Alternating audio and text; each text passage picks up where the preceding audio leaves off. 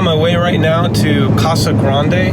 Casa Grande is a town about an hour south of Phoenix. And it's home to not one but two of the more unusual road trip sites in the state of Arizona. So I'm going to check it out.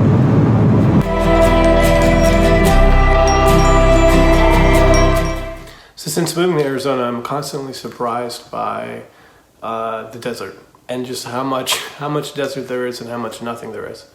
And it's really important that when you're in the desert to make sure to operate your car in a safe and prudent manner.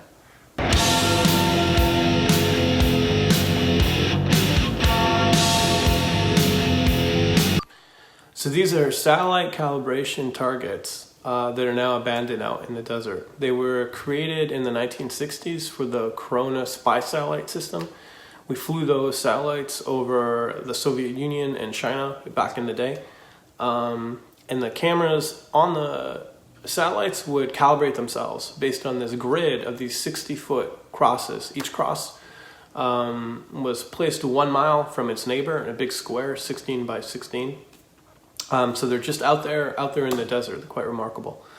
The Corona satellites were interesting. So they couldn't send video back from the satellites in that period. And so they actually were film cameras. So they would launch the satellite, it would take its pictures, and then it would eject a film canister that would come back to Earth.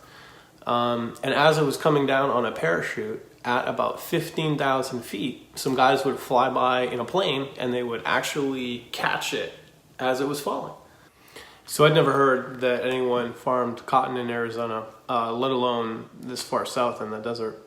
And so I set out to see for myself. And it turns out that they are in fact pumping quite a lot of water out of the ground.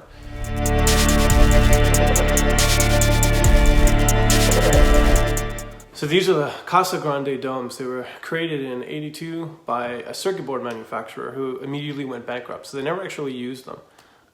They've been abandoned ever since then, and the county's been trying to get the various owners to demolish them.